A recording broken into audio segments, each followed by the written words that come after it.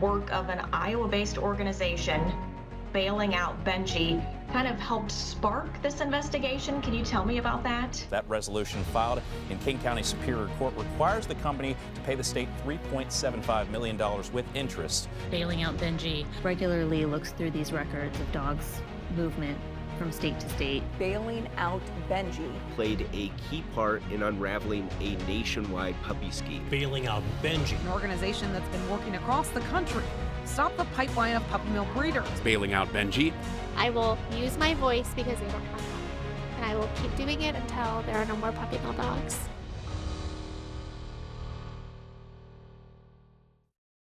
Hello, everyone, and welcome back to this week's episode of Truth, Lies, and Puppy Mills. I'm Mindy, and I'm sitting here with Kristen, and this week we are going to talk about California and the case of the disappearing puppies. Jinkies. Jinkies. That gives me such Scooby-Doo vibes. It makes me so happy. So yeah, I am. And when I think about Scooby-Doo vibes and I think about the work that you all did on the case of the disappearing puppies, I'm like, oh, it fits so perfectly. And then you can rip off the mask at the end. It was beautiful. So anyway. And they had their spokes dog, right? Like they had That's right. Scooby. So right. I think that's perfect. Yep. But no, like that's kind of how we keep ourselves entertained behind the scenes. Like especially, and we'll get into the case, but especially when we are just data collecting. A lot of what we do is we just keep things and we keep them organized and we keep them cataloged and we keep notes on them. And then sooner or later, those things make sense. Yeah. And we don't always know what that looks like at the beginning. So we just kind of tuck it away. And so in this case, I was like, man, there are a lot of puppies that are disappearing into California. So I labeled my folder California in the case of disappearing puppies, and it stuck. So yeah. And that's a benefit to being small. Like, would we love to have a staff of like 30 people doing research? 100%. Please fund us. Please fund us. We need a staff of 30 people doing this. If anyone would like to give us money to hire 30 people. But part of the benefit of being so small is that you do kind of lock these things away where you see something and you're like, okay, that's weird. I'm getting a vibe, but I don't really have anything to go on. Set it aside. And then pretty soon those vibes start to add up and you're like, there is something here. But if it's 30 people doing that, those dots aren't going to get connected that easily. So that's one bonus of being small and doing the work that we do and having so much of it be done rather manually. Right.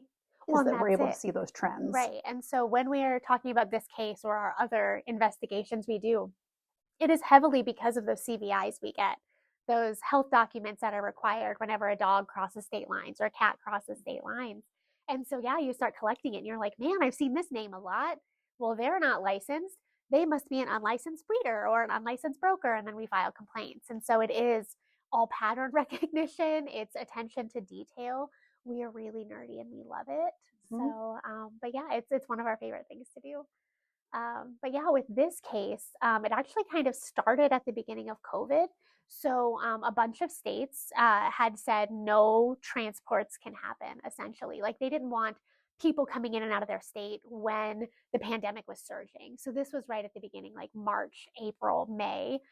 We saw states like Washington State and California like close down their borders for the most part and say, unless you are essential, do not come into my state. And in some cases, I believe Washington specifically, they were like, that includes animals. And so they were trying to really limit that movement when no one knew exactly how things were spreading. And so I decided to do a very limited FOIA request to see just where all of Iowa's puppies are going during the height of the pandemic. And I did it for Missouri as well. So I looked at those two states and just wanted to see, are there pet stores still importing when they shouldn't be? How many stops are these drivers making along the way? How many points of contact? It was just all really interesting at a time where we didn't really know what was going on. And so, yeah, all of a sudden we're seeing hundreds of puppies going to California, and we had no idea where they were going because the health documents had fake names, fake addresses, and fake phone numbers. Okay, so you're seeing the CVI, this vet record, from a dog leaving Iowa. You know that it's going to California, and you see that it's going to this buyer. Yeah. You Google that buyer, they don't exist. They don't exist. You Google the address. It's a parking lot. It's a parking lot. So first red flag. First red flag. And it's not one puppy. It is a broker sending 60 puppies in a van to a person who does not exist. And so at the time, again, we're just data collecting. So all of these different sellers had a folder. And at the time, there were like 3 or 4 sellers we were kind of monitoring. Now we're pretty sure they were all kind of the same one. They were just using different names on that paperwork. All based in Iowa. The Iowa sellers were all licensed and legal USDA breeders or brokers. Okay. And they were selling to people in places that were unlicensed and didn't exist in California. Gotcha. Yeah, and it was hundreds of puppies. And so at the time specifically, I was the only staff at Bailing Out Benji. We had one person who had just started, I don't even know if they were full-time yet, but they were helping with our volunteer program and helping me a little bit with research. But this was it. It was me and whoever else could help at the time, volunteer-wise. And so I tucked it away, but I did reach out to a colleague at a national organization, and I was like, hey, this is what I'm seeing. And this is kind of why this story ties into our laws and pitfalls episode, because clearly I was seeing a problem. Hundreds of puppies were turning into thousands of puppies going to places that did not exist. We were seeing some kind of laundering happening. We were seeing loopholes in a law happening. We just didn't understand what was going on yet. And so I went to one of my colleagues and I said, I need help. You have resources. I know you have people in this state. What can be done? What can we do? And I was told to just kind of leave it at the time because we were, quote unquote, proving that there is a black market for puppies. And that goes against ordinance talks. And all of it was because of California. And California is the hot button state because they were the first to, quote unquote, go humane and pass that bill. It's been fettered with issues the whole time. But hearing that from a colleague where they were like, hey, you need to stop this work because you're proving that there's an online black market for puppies, it was so hard to hear at first and silly because it's not a black market. It's just the secondary market. Like, people are buying puppies so many different ways. You can't call it a black market necessarily. Yeah. Can you talk a little bit about how that affects ordinance discussions then? Yeah. So when we're talking about policy, we really have one side versus the other. It has always been us versus them. And typically it's the pet stores and the breeders versus the advocates. And when we get into these rooms and when we're talking to lawmakers, you start hearing the same talking points over and over. We have ours, our side has our talking points we use, and their side has theirs. And their side likes to say, I don't want to say sides because we don't believe in that. We're trying to get rid of it. But historically speaking, people who are trying to make sure a ban doesn't pass, they say that pet store bans lead people to a black market sale. And so both of these sides are pretending like online sales are a black market, when really it's just the market. It's the main market that people are getting puppies these days. We know everyone agrees that less than 4% of puppies that are obtained by the public are through pet stores. 4% is a very small number. And so when we're saying, hey, online is an issue, that isn't the B market. That isn't the secondary market. We are seeing that as the leading place people are going to get puppies. Was it back in 2020? Was it as big of a differential, the 4% pet stores? We don't know the percentage of online. We just know it's huge. Even 4%, while we know the science behind that number and the data gathering behind that number, we know that a lot of data is susceptible to the data you're given, right? So like if you don't have all of the answers, you can't say 4% because you really don't know the whole piece of the pie. A lot of that is on self-reporting when you're asking people, where did you get your dog? Okay. So it's stable number. It's something that everyone kind of acknowledges as the best we can get, but it still is leaving out a bunch. And COVID specifically, we saw a lot of people, going to pet stores. We saw pet stores selling out of puppies every week. They are begging for dogs. They were buying from some of the worst facilities. They were going down to dog auctions and buying puppies at dog auctions. Like, it wasn't a good time. Right. But we also saw, and Devon had said this too, COVID was hard for them because they saw that more breeders got into it for wrong reasons. They got into it to get rich quick. And so we saw a spike in all animal acquisition. Rescues and shelters were empty. People were buying online in influx. And of course, they were going to pet stores too. Yeah. So you reached out to you're the only research person, you're seeing a problem, you reached out to another organization and said, hey, would you like to come in on this and help? And they basically were like, no, because our focus is getting these pet store bans put into place. And if we go public with this other way of selling that is big and growing, that's going to inhibit our ability to get the pet store bans. Yes. So they opted out of researching this issue. Okay. So now you're still on your own. Yes. Okay. And we released our little transport study and we showed like, hey, these are the businesses that are importing and they shouldn't. Like I still did that part of it and kept collecting for the next 2 years. Every CVI we noticed that was funky got put into their little Disappearing Puppies folder and we were tracking that. But 2 years later, it was in 2022, these journalists from the LA Times reached out and they had listened to the podcast, The Puppy Kingpin, which we had talked about in our laws episode as well, because it is surrounding California and the loopholes that happen there. But they had listened to that episode and they were working on a different story and they were like, hey, can you help us? And so I spent an hour with them on the phone talking about their story and what I could help them with, how they could do their own data gathering. And then I was like, hey, by the way, I've just got this thing. I've been sitting on it. I could use local help. I've done as much as I can do from afar. Would you be interested? And they were floored. They thought the idea was so interesting. I mean, of course, the name, California in the case of the disappearing puppies, they're like, that's so silly. It's so interesting. But I gave them what we had. I gave them some of our spreadsheets and I just let them start looking into it. And then they took off with it and they did their own information gathering. And they basically found that, yes, our puppy mills here in Iowa that had a lot of violations and were being cruel to their animals were sending their animals to people in California who were selling them online. And so this one case, a woman was keeping 70 dogs in her garage. The transport van would likely just pull right up, drop the puppies off. She would have them for a day or two, sell them how she could, whether it's Facebook, Craigslist, like there's so many different, and then websites, of course. And then she would place an order for the next amount of puppies. Well, that woman was also in trouble for animal cruelty charges.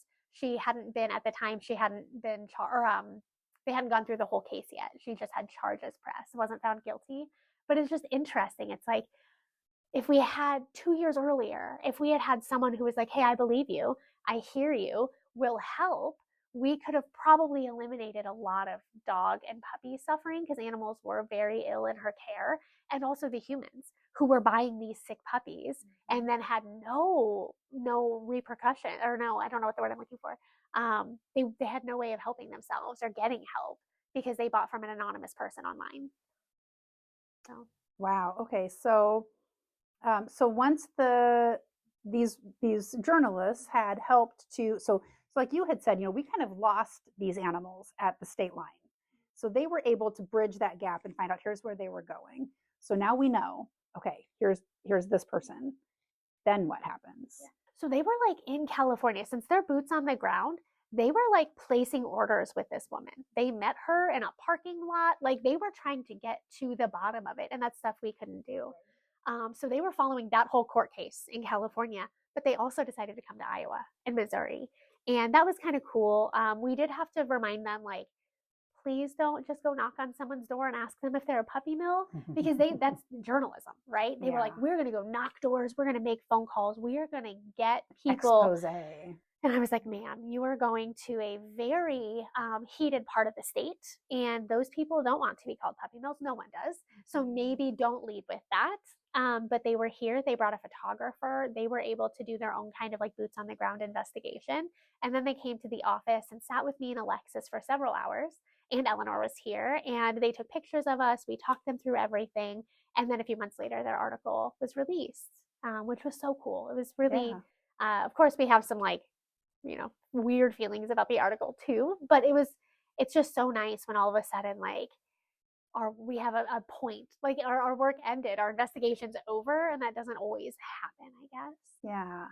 Yeah. And we've mentioned before on other episodes, and it could be a topic for an entire episode, but I worry how we would come across. But we have a long history of not being given the appropriate amount of recognition for the work that we do on some of these investigations. So that was kind of I remember when it came out, the article, and it was so exciting, and I'm reading, and I'm just reading, and I'm reading, and I'm reading, and it was a very long article. And then like somewhere very far into the article, there's like, I was like, oh my goodness, like knowing how that investigation never would have happened if it hadn't been for our data that we provided. So that was a little disappointing. But I think journalists forget that part of it a little bit because, like, especially in this case, not only did we spark the entire investigation because they had no idea. No one had any idea this was going on. Not only did we spark it, but it was ongoing assistance, hours and hours of phone calls helping them understand the documents they're looking at and help them file these FOIA requests or even point them in the direction of where to look. And so I think that often gets overlooked. And yeah, in that article, we would have loved to see just that acknowledgement at the beginning of like, hey, we were focused on something else. We were going to write about something else, and then this fell into our laps, and we dove in. And that's what I love about the Puppy Kingpin podcast, because Alex did a great job of being like, I was noticing what was going on, but look at what Mindi is doing, look what Bailing Out Benji is doing. And so I was hoping for more of a partnership type, but also you have to have some kind of journalistic integrity. And they did a lot of work on their own too, which I will never negate. They did phenomenal work. Yeah. But after that published, something amazing happened right away. The state of California immediately was like, okay, we're no longer going to destroy records. Because the back end of this is when Alexis and I are doing all of our FOIA requests, there are specific states who don't keep the records or who won't give us the records because they say it's like private and they can't share. We get like HIPAA quoted at us sometimes, and we're like, what are you talking about? It's weird. But California is a state that was just destroying the records upon getting them. And so once this was exposed, and once the state realized how many licensed puppy mills and licensed brokers were just selling puppies into the state to people who maybe had nefarious intentions, they immediately stopped destroying the records. The caveat there is they haven't said they're going to make them public. So we still don't know if we can even actually file FOIA requests with the state of California. But that's a big win, because when you're a state that is so large and a major hub for airports, we have no idea how many puppies are being imported from other countries through those hubs. We have no idea how many animals are moving just through California in general from other states. So trying to get a handle on that is a really important piece of data when we're trying to get a good idea of how many breeders are out there or how many puppies are being sold. Advocacy organizations all over are trying to find some kind of data to see how many puppies are produced every year, how many families are getting dogs every year, what's the actual need. And we're all using broken data because some states just don't have it. Yeah, or aren't sharing it. So what became of this information then? So we know that there are, during a time when people are not supposed to be transporting across state lines, we now know that there are people doing that. And we know that we've got this person selling illegally. So what came, like the article shines the light on it, but then was there anything done punitively, or could there be anything done? What came of it besides the awareness bit? Yeah, so like I said, they immediately stopped destroying records. A bunch of lawmakers, because anytime puppy mills hits the news, like it's the most lucrative feeling for lawmakers and for organizations. Like they all are drawn to it. A bunch of lawmakers rushed to start passing some bills. I think it's really interesting because not a single lawmaker or organization reached out to us about our insight regarding all of the animal imports. Everyone was quoting that LA Times article. And they want to crack down on illegal puppy mill brokers now. And they want to do that in the state of California. But I see them following the same patterns of, okay, we're going to rush to pass a bill with language we think might work. And no one is actually asking the people who are looking at the data to see if that's actually going to help. Is it going to solve any big problems? So unfortunately, like nothing happened in that respect. On the breeder side in Iowa, I am constantly trying to get these dog breeders held accountable for the things that they do. And it's so interesting because we care about these CVIs so much. Whenever we see a discrepancy on them, we try to file a complaint. And so like last year, I tried to file a complaint in the state of Iowa because I noticed a veterinarian here wasn't putting all of the right information on the CVIs. There are specific things you're supposed to put. And without getting into too much detail, we'll just say he put 8 puppies instead of putting every single puppy listed, right? So we don't know which puppies got their vaccines. We don't know which puppy had a microchip. Like, you should be putting specific things on these CVIs, and this veterinarian wasn't. So I just emailed the state of Iowa and said, hey, we're seeing this, it's weird. Well, the state of Iowa came back and said, oh, we only oversee the CVIs coming into our state. We can't do anything about outgoing. I was like, okay, bet, cool. Filed a complaint in the other state and said, hey, we're noticing this. And guess what? The other state has no jurisdiction about what veterinarians in Iowa do. So I was like, okay, cool. And then this year we saw the reverse issue happen. I was seeing red flags on CVIs coming into Iowa. And again, I went to our Department of Ag and I said, okay, now I'm seeing CVIs with issues here coming in our state and their issues. What can be done? And they told me the opposite. They were like, well, yeah, we can't do anything for the CVI because the vet's in another state. We don't have jurisdiction over that vet. And so I emailed them and I said, with all due respect, there's no tone in my email. I am not trying to be rude. I'm trying to get to the bottom of this. Do CVIs even matter? What exactly do you do? Like if you're keeping them and you're requiring that people put stuff on them, like is it required? Like who has jurisdiction over these? And I never got a response. No. So it's like we can only do so much. We're like we blow the whistle on issues and we file the complaints, but without meaningful partners in this, it is really hard to get anything done. Yeah, in those examples, could you do anything at the veterinarian level? Is there any veterinarian oversight that you could reach out and say, like, okay, this veterinarian is licensed in the state of Iowa. They're fraudulently filling out these forms. Is there repercussions there? There should be. So I will kind of bring it back to the Daniel Gingrich puppy mill case that most people are familiar with. There was a veterinarian signing off on all of his puppies as they left the state going to pet stores. So someone was seeing these dogs and saying they were healthy. And so I filed a complaint also because my dog Eleanor survived an atrocious surgery where she was sewn up with fishing line. And that line does not dissolve. And so she had pyometra. She almost didn't survive. We had the veterinarian who saved her life help us file complaints about the veterinarian who did the surgery to begin with. And basically the state was like, well, we don't even know if the breeder did it or if the vet did it, so we're just not going to do anything. And I was like, but someone did it. And if the vet's involved, like, why isn't there more repercussions for them? So yeah, we try. And there is another vet right now, I won't say where, that we have an open investigation on because we have concerns about what we are seeing with the puppies coming out of the CVIs they sign and the CVIs themselves. So we try in every single way. But again, we are such a small team that we are catching these things. And then we're trying to make sure someone is doing it. Is it the agency? Is it the police? Is it Attorney General? It's not a really good blueprint. There's no real clear-cut path to follow. In every single case, we just have to go with our gut instinct. Is this a news story? Do we blow this up in the news, or do we try to handle it quietly through the right channels? And when they fail us, then we go to the news. It's usually kind of how we handle it. And does going to the news change anything? Does that get action? Sometimes, depending on how egregious the case is. I know when we see anytime, whether it's us or another rescue group in the area posts about a puppy mill, like we just got 80 dogs from this puppy mill, the public goes wild. Like it's big news.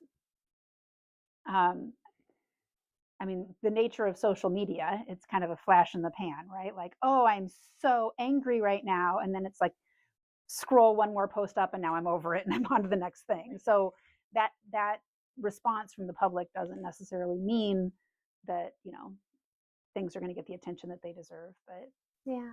Well, and I think it also, back to the attention span, I think that matters in this. So like the LA Times article was very long. I think if you look at it, it's like a 50-minute read. Like it tells you how long it is.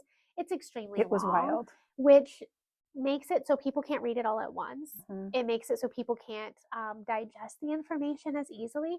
And that's also, while the LA Times makes it so you're able to listen to it, it's harder for people who just can't, right? It's just, there's Yeah. so many issues with that. But even the Puppy Kingpin podcast, it was 7 episodes. They were very short. They were like 30 to 45 minutes a piece.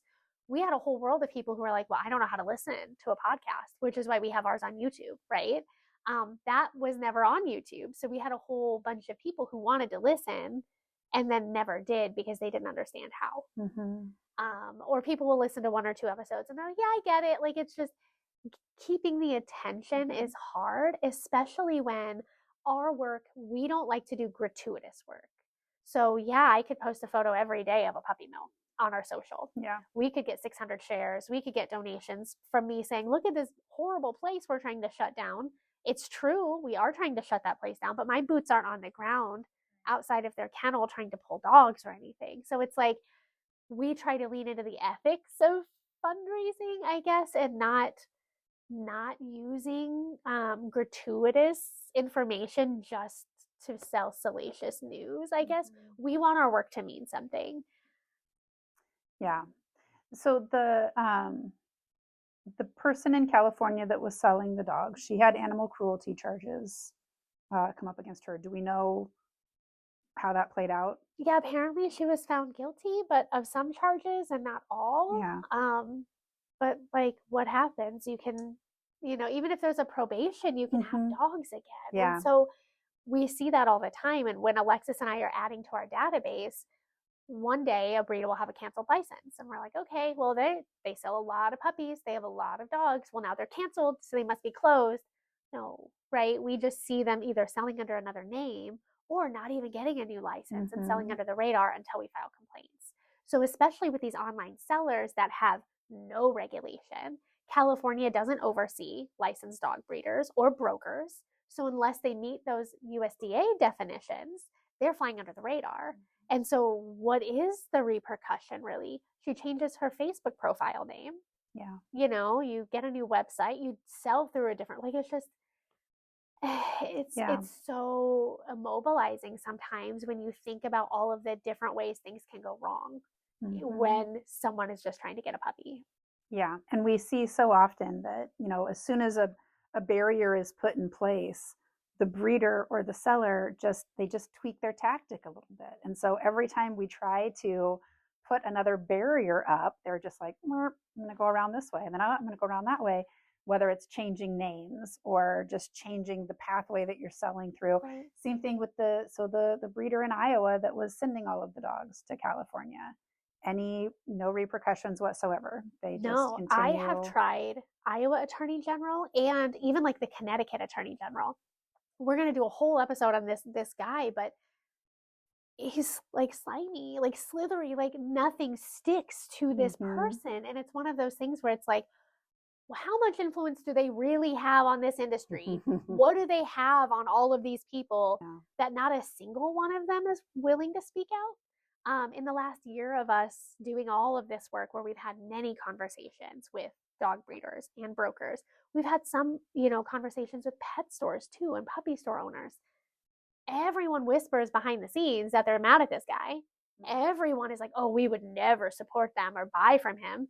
Okay, but prove it. Like, speak out against it. Help us pass laws against it. Like, if you know that there is one glaring example of how the system is allowing someone to fail their dogs, why are we not all trying to solve that part of it instead of just knowing he is putting hundreds, if not thousands of puppies out a year into the public sector? Yeah. And these Disappearing California Puppies was 2020. It's 2025, and he's still doing it. So in the FOIA we did last year, in it acknowledged that this guy, Stonehenge Kennels, Steve Cruzy, everyone knows, since he has so many violations, his name, we said it last episode, I think his name hasn't been on a CVI since 2015 or 2016. So he never sells puppies, and he tells people, I don't raise puppies, I breed dogs. So his business model is that he gets the dogs pregnant and keeps them until they're almost ready, And then he takes them to a broker who whelps the puppies, raises the puppies, and sells the puppies. So that broker's name is what's on all the paperwork. And so when we, like the state of California, when we're just passing laws and we're like, yeah, let's just ban brokers, let's ban bad breeding, there are ways to keep selling through brokers or through, and this man has his own broker. That is fascinating. Yeah. So, and it's legal. Huh. Okay. But that's where you get into rescue or breeders that get a rescue license to still sell in California or to still sell in Chicago. Like, it's not hard to change your name, and it's not hard to get a different license, especially if no one's paying attention. Right. Right. And we know these government agencies are not paying attention. So we truly, bailing out Benji is like the little like nippy dogs chasing these people around the country. We're biting at their ankles. We are trying to be like the squeaky wheel that gets the grease, while also proving to all of these agencies that we are not like a radical activist organization. So if we file a complaint in Connecticut, we hope they take our complaint seriously because we're giving them data. We are giving them enough proof to hopefully support our claims to get something happening for those breeders. But we have to kind of shake that like radical activist reputation that we've given ourselves in order to make these departments take us seriously. Yeah, that makes sense. And while doing that work, because we always say we are committed to doing things the right way through the appropriate channels that we're given, even if we see time and again those appropriate channels are not working, we are still going to keep knocking on those doors, figuratively, not going to puppy mills, but we're going to keep filing those complaints. We're going to keep reaching out to those organizations, trying to get things done the right way. But also, because we've seen that frustration, that kind of informs our public outreach part of our mission of educating consumers, and educating pet stores if needed, educating legislators, educating breeders, like really just trying to get the word out to affect change outside of that regulatory process. So if that system, for whatever reason, is not working, or is not working well, then how else can we help fix this issue, which kind of circles back to the other organization being like, no, we don't want to get involved because we're trying to pass these bans. Like, well, if your mission is one thing and one thing only, like that's going to be really, really difficult. And we try to come at it from every angle we possibly can to make a change. And so that's where we lean into trying to educate the buyers about what's happening. So those folks who do get all enraged when they see these posts, just to kind of spread that information about how they can help to stop the problems. Right. And it's so important because even though we've exposed the California link, I can't say we've shut it off, right? Like, but we exposed it. He's doing the same thing to fake names in Florida and to fake names in New York and to fake names in Chicago. And in that USDA report that the USDA gave us, it's this huge like investigation into him. They admit that he has ghost litters of puppies that never make it to pet stores. They never make it to brokers. They're selling them through Craigslist. They're selling them through newspaper ads. Like our volunteer Tracy in Iowa, she was tracking for months newspaper ads in her town because Southern Iowa brokers would put in 36 ads in a week. And it's interesting because the ads would be like one teddy bear puppy for sale, or it would be one picture of teddy bear puppies, and then I would say teddy bear puppy for sale.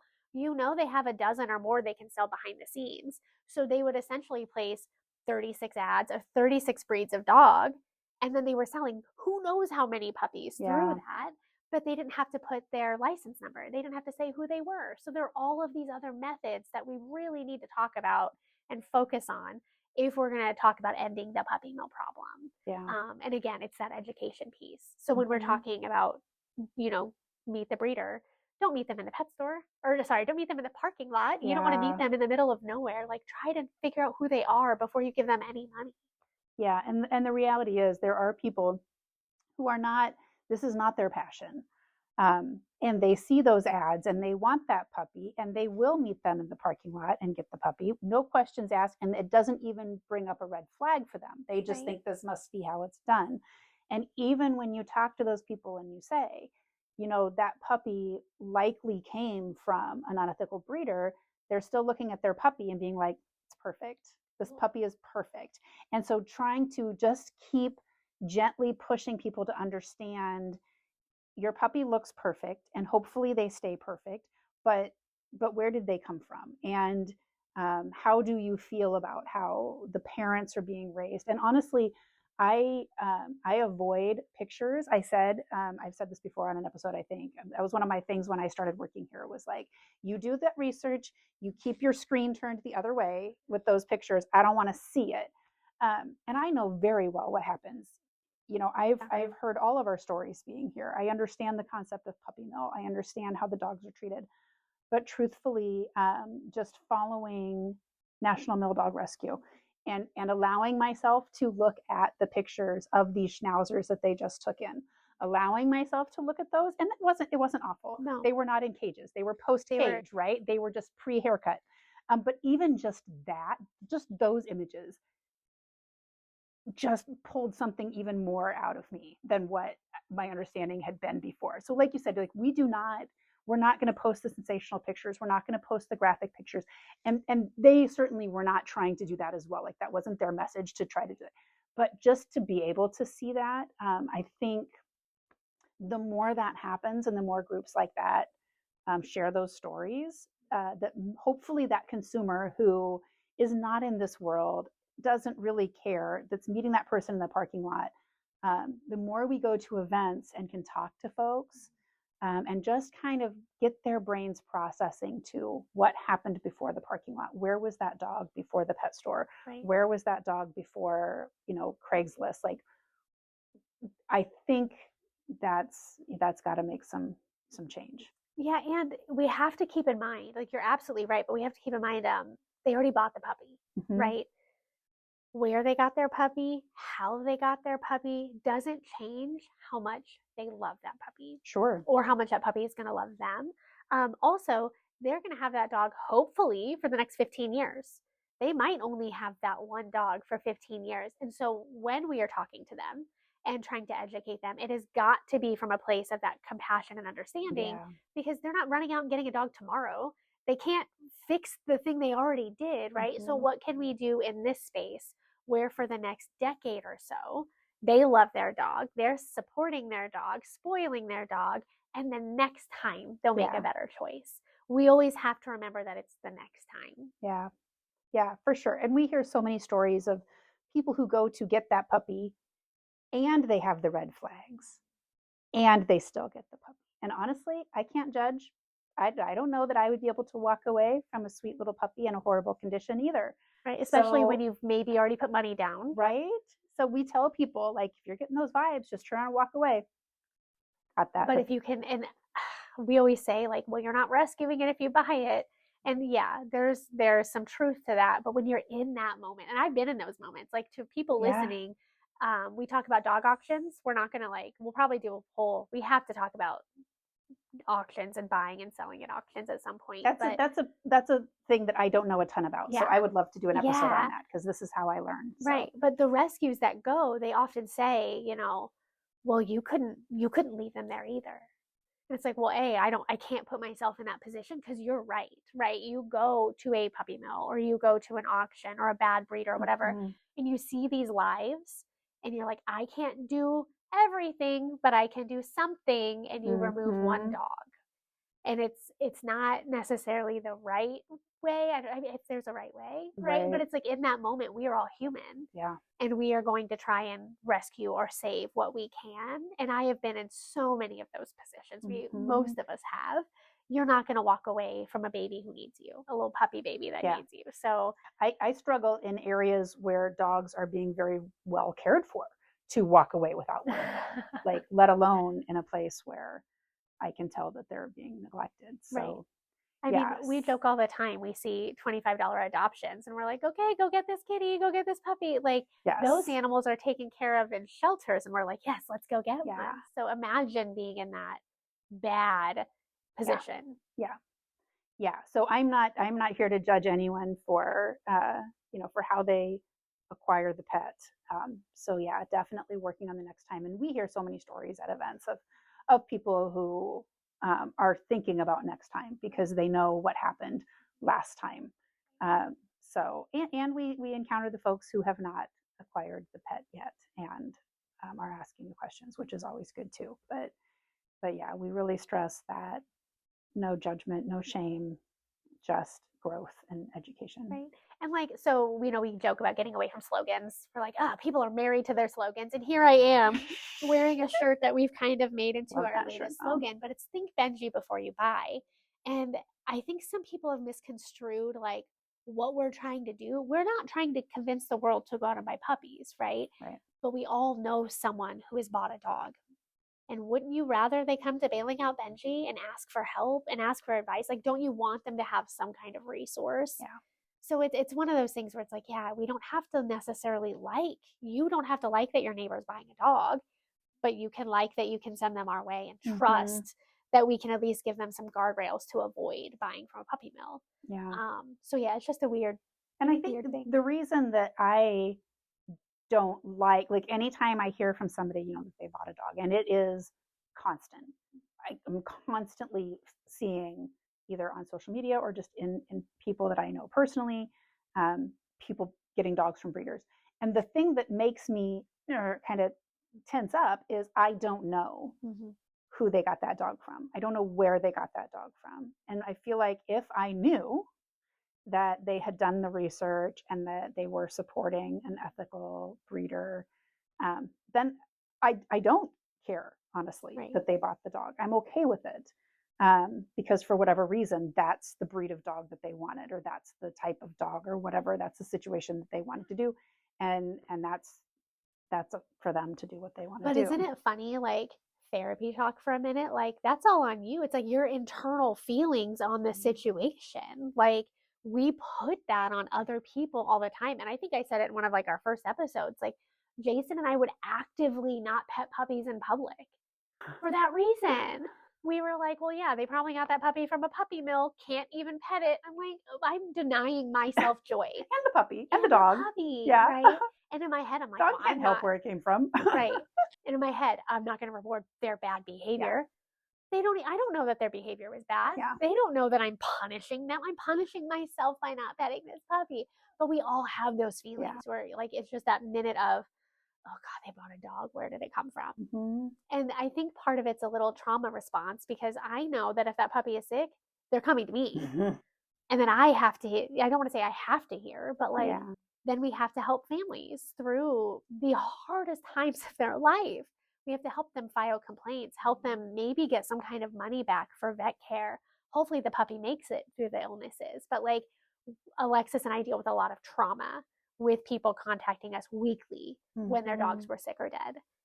So it's just, that is another one of those reasons why we probably react that way and why rescues react that way when we know our shelters and rescues are full. But and I think no one who wants, I can't say no one because I don't know, but someone who wants a pet for their family, who wants a dog, is not intentionally seeking out a puppy mill. They are not intentionally supporting a puppy mill. I feel like if you want a family pet and you love dogs, you wouldn't knowingly want to support that. So I think punishing people or shaming people because they did that, like that, if they did, it was lack of knowledge or lack of resources to do the research.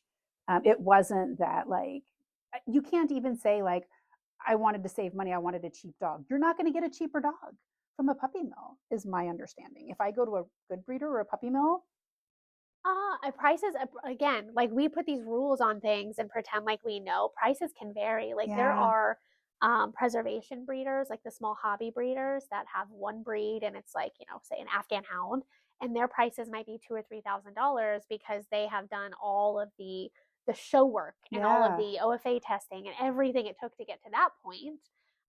We could see that happening where, I mean, you can buy a $500 puppy from a sign on the side of the road, right? So like, so it could be, I just wanted a bargain and I was willing to overlook the conditions because I wanted a bargain. Or like people don't think about conditions. Like a few episodes ago, you had said you don't think about the can when you're at a grocery store. Right. You're just picking a can off the shelf. Right. Like there are people who don't critically think. They don't ask. They want a pet and they're going to get one. I do want to note though, like when we're talking about all of this stuff, we are typically, people are imagining we're talking about USDA breeders. And a lot of the time we are.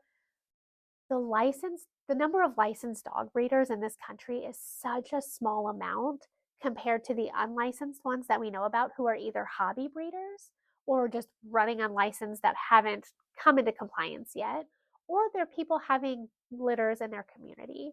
All of that stuff isn't stuff we can necessarily track. We are trying, but people are getting dogs so many different ways. And if your neighbor has a litter of puppies and they bought a puppy, you supported your neighbor and it wasn't a puppy mill. Right. It's just, there's so many things that we can't track.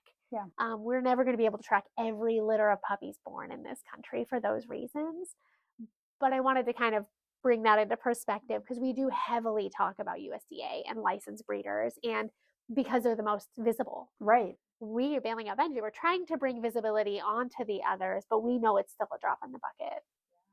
So anyway, our research is nerdy and we love it. We do want to really get into the online stuff. I don't know why it's taken so long. No, I can't say what episode this is, but we were excited when we noticed that we had just released our 20th. Yeah, we're somewhere in the 20s at this point. Yeah. So, and at the beginning of this, we were like, okay, we'll do 2 episodes a month. And then we're like, no, there's so much to talk about. So, yeah, which part of it is, I mean, there is so much to talk about. It's very complex. And like I said, I have learned so much. Like, this is my advice for anyone who's running an organization and you bring somebody in who knows nothing about the area that you're working in, do a podcast. Because like, this is literally just you training me and then everyone else gets to listen to. It's how I learn the most. So that's part of we need to do weekly episodes because I just have so many questions. Well, and it's fun because like we get to talk about the nuances of all of it. And no one feels comfortable talking about those things because it's not clean.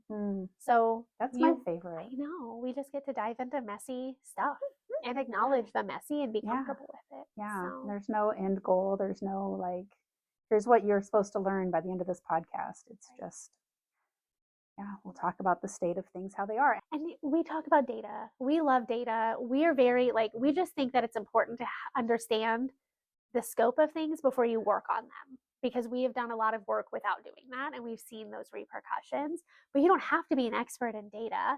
It's just important to at least critically think about the work you're doing to see maybe what those repercussions are and what your actual goal is. Because if your goal is to, again, shut down puppy stores, say that and go work on that. But don't conflate the issue to say shutting down puppy stores or shutting down puppy mills when there isn't a direct correlation always. We thought there was, and we have seen some of the worst puppy mills close because they have fewer outlets, but we are seeing a lot of unethical things happening right now just because they can. Yeah.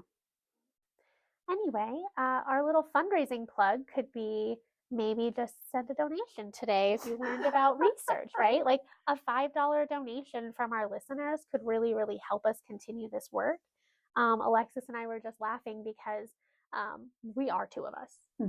And other groups have a whole research team. They have funding for it. And it's like, can you imagine if we had that budget for 1 year, what we could accomplish? If we could even hire 1 more person to help us with research, what we could accomplish. And so like, when you're hearing us talk about this and you're seeing what other groups are doing, maybe decide where you want to invest your money a little bit. And is that donating to the small, scrappy guys who are trying something new and they're collecting more data than anyone else in the world on this subject right now? Or do you want to keep focusing on long-term big picture stuff and you're going somewhere else? That's up to you. But maybe consider making a donation today. I would love to have a podcast Wednesday, open up our donor base and see some new donors, but we haven't had that happen yet. Maybe this time. We get a couple every now and then, but yeah, for sure. And the big organizations have a lot of name recognition. They have a lot of fundraising, media money, and we just don't.